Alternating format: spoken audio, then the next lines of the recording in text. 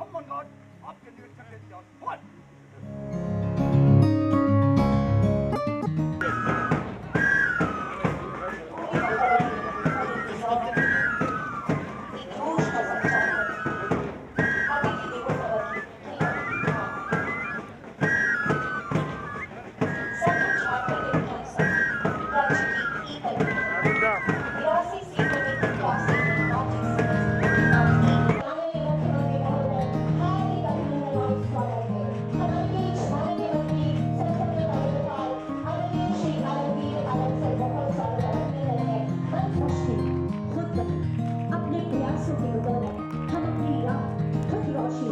हमारी कोशिशें ऐसी हो कि हर ओर विकास की दैनिक किरणें अपना उजाला फैलाए।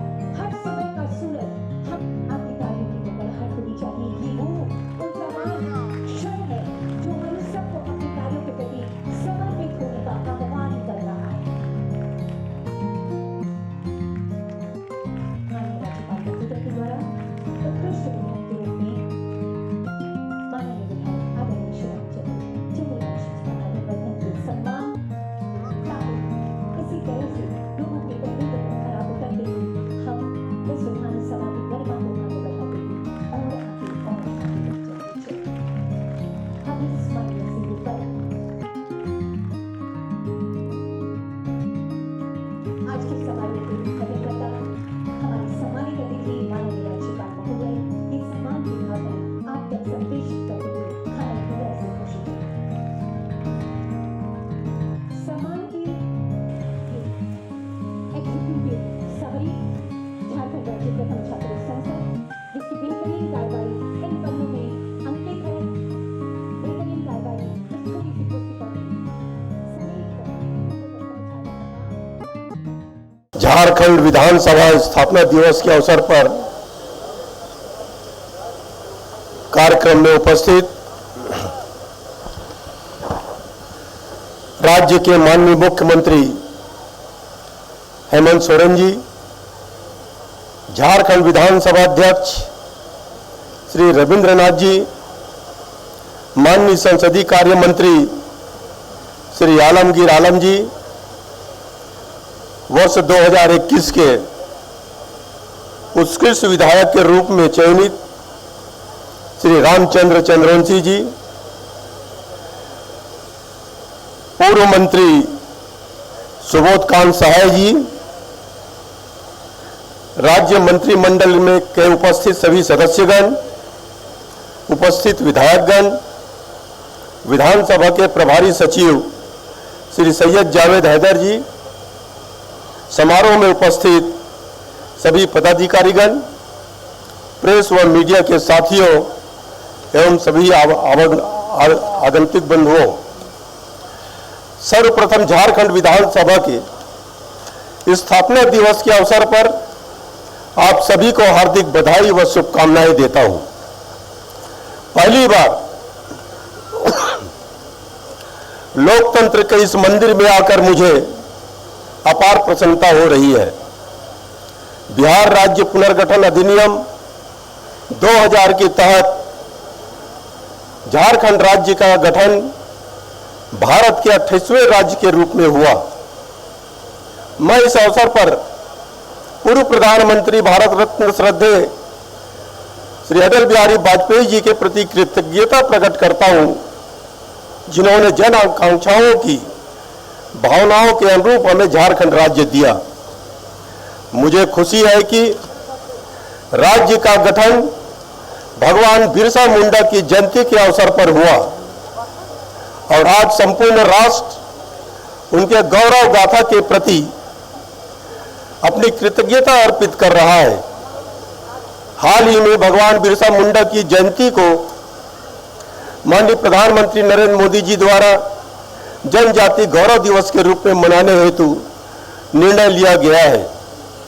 भारतीय स्वतंत्रता संग्राम में जनजातियों का महत्वपूर्ण योगदान रहा है। आदरणीय प्रधानमंत्री के इस दूरदर्शिता निर्णय हेतु मैं आभार प्रकट करता हूं। आजकल विधानसभा की कार्रवाई का सीधा प्रसारण होने के कारण जनता अपने जनप्रतिनिधियों का सदन में आचरण एवं कार्यवाही में भागीदारी का आकलन करती है और उनके प्रति अपनी एक राय बनाती है। इसलिए आप लोगों को सदन में अपने आचरण और व्यवहार पर भी ध्यान देना होगा। राज्य की सर्वोच्च पंचायत व प्रतिनिधि संस्था होने के नाते विधानसभा का लोगों की अपेक्षाओं को मूर्त रूप प्रदान करना एक महत्वपूर्ण दायित्व है। जनता अपने जनप्रतिनिधि का चयन बहुत अपेक्षा, आशा और विश्वास के साथ करती है और विधायकगण उनकी समस्याओं के निराकरण तथा क्षेत्र के विकास के लिए जिम्मेदार है। जनता आज हमारे कार्यों को गंभीरतापूर्वक अवलोकन और समीक्षा करती है।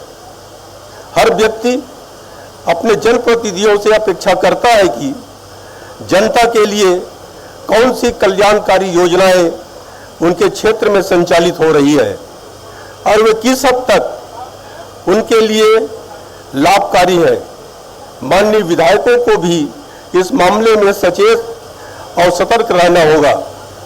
विधायक के रूप में आप सबका यह कर्तव्य है कि आप कार्यपालिका के कार्य निष्पादन की निगरानी करें और लोगों की समस्याओं के प्रति सजग, सचेत तथा जवाबदार रहे।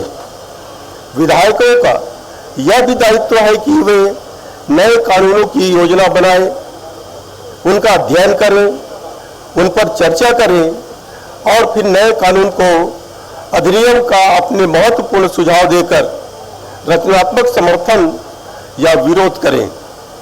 सदन के समक्ष जब भी कोई अधिनियम पारित करने हेतु लाया जाए तो आप लोग उसके प्रारूप को गंभीरतापूर्वक देखें एवं उस पर मंथन करें।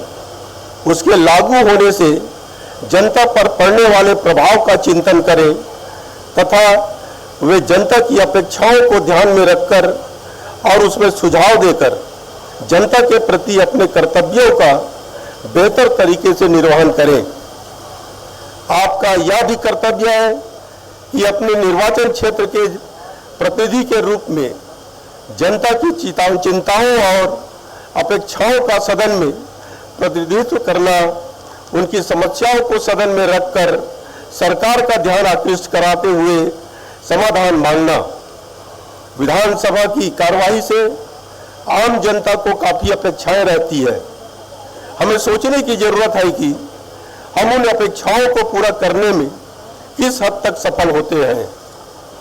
इसलिए आज का दिवस एक तरफ विधानसभा की उपलब्धियों पर प्रसन्नता व्यक्त करने के साथ ही दूसरी ओर उन कमियों, नीतियों और कार्य पद्धतियों पर मंथन एवं चिंतन करने का भी अवसर है, जिससे कि हम कैसे हम और भी बेहतर ढंग से काम करें और जनहित की आवश्यकताओं और उनकी समस्याओं के प्रति गंभीर और संवेदनशील रहें, ताकि उनके अनुरूप सरकारी नीतियां और योजनाएं बनाई जा सके। सदन में वाद विवाद हो, उच्च स्तर का हो, उसमें गंभीरता हो और सुचारू रूप से हो, इसका भी ध्यान रखने की आवश्यकता है। जनता न केवल अपने क्षेत्र के विधायक द्वारा किए गए प्रश्न को गंभीरतापूर्वक सुनती है, बल्कि सरकार का उस पर क्या विचार है यह भी जानने को जिज्ञासु रहती है।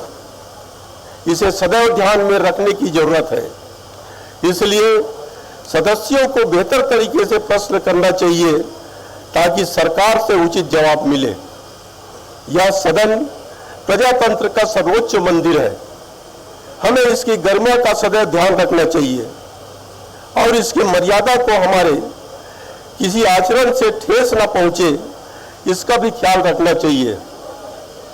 विपक्ष का दायित्व है कि वह प्रभावी रूप से जनता की समस्याओं को सरकार के समक्ष रखे, सरकार का ध्यान आकृष्ट कराए और अपनी रचनात्मक भूमिका निभाए। मुझे खुशी है कि झारखंड विधानसभा ने राज्य हित में कई महत्वपूर्ण कार्य किए तथा जनहित की समस्याओं के निदान एवं राज्य के विकास की दिशा में कई सफलताएं भी अर्जित की है। मुझे यह जानकर प्रसन्नता हुई कि माननीय विधानसभा अध्यक्ष द्वारा विधानसभा की समिति व्यवस्था को और भी अधिक प्रासंगिक बनाने का कार्य किया जा रहा है। समितियां राज्य सरकार के विभिन्न विभागों की योजनाओं कार्यकलापों पर निगरानी रखने का कार्य करती है। वे सरकार की कमियों को अपने प्रतिवेदनों द्वारा उजागर करती है और उसमें संशोधन की अनुशंसा करती है। मैं जब लोकसभा में सामाजिक न्याय और अधिकारिता समिति का चेयरमैन था, हमारी समिति ने अनुसूचित जाति, अनुसूचित जनजाति संशोधन विधेयक, ट्रांसजेंडर विधेयक, the rights of persons with disabilities, दिव्यांग व्यक्तियों के अधिकार विधेयक अधिनियम जैसे अनेक महत्वपूर्ण विधेयकों को गौर से अध्ययन करके हितधारकों से देश भर में जाकर और मिलकर उनकी समस्याएं सुनी और सरकार को कई महत्वपूर्ण सुझाव दिए, जिनकी सरकार ने सिर्फ सराहना नहीं की बल्कि स्वीकार भी किया तथा सदन में संशोधित विधेयक लाकर पारित कराया। संसद और विधानसभा की कार्यवाही में बहुत परिवर्तन आ गया है। सदन की कार्यवाही में रुकावट और व्यवधान डालना एक क्रम सा बन गया है। छोटी छोटी बातों में विषयों पर सदन स्थगित करने की परंपरा या सदन को नहीं चलने देना एक परंपरा सी बन गई है।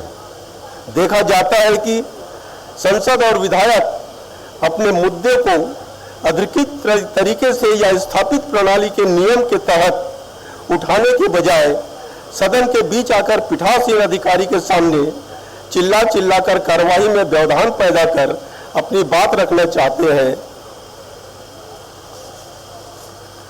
मुझे लगता है कि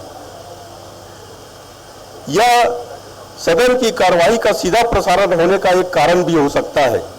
हमें लगता है कि ऐसा करने से हमारी तस्वीर टीवी पर आएगी और जनता उनकी सराहना करेगी एवं उसका सकारात्मक प्रभाव पड़ेगा। संसद या विधानसभा लोकतंत्र में सर्वोच्च निर्णय लेने वाली एक विधायी संस्था है जो नागरिकों की सामूहिक इच्छाओं को दर्शाकर कानून बनाती है। मैं माननीय विधानसभा अध्यक्ष श्री रविंद्रनाथ जी को अखिल भारतीय पीठासीन अधिकारियों की स्टैंडिंग कमेटी का सदस्य बनाए जाने पर अपनी शुभकामनाएं देता हूं। झारखंड विधानसभा को हाल में प्रथम झारखंड छात्र संसद के सफलतापूर्वक आयोजन हेतु भी बधाई देता हूं। मुझे खुशी है कि झारखंड विधानसभा लेस पेपर की पड़ाव को पार कर पेपरलेस होने को तैयार है और सचिवालय ऑनलाइन प्रश्नोत्तर प्रणाली की दिशा में तेजी से कार्य कर रहा है।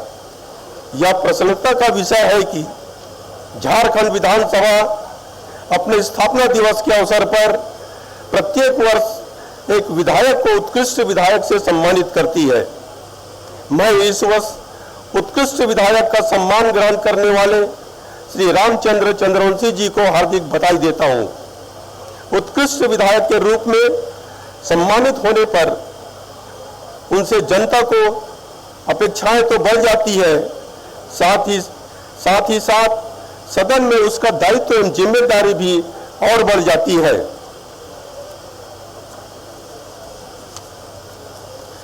मैं पुरस्कार ग्रहण करने वाले विधानसभा के पदाधिकारियों एवं कर्मियों को भी बधाई देता हूं और अपेक्षा करता हूं कि वे इसी निष्ठा के साथ कार्य करते रहे ताकि और लोग भी उनसे प्रेरित हों।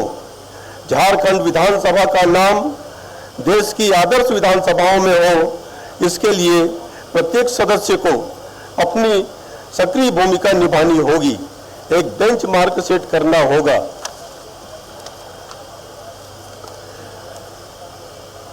एक बार पुनः इस पुनीत अवसर पर मैं आप सभी को हार्दिक बधाई देता हूं। जय हिंद, जय झारखंड।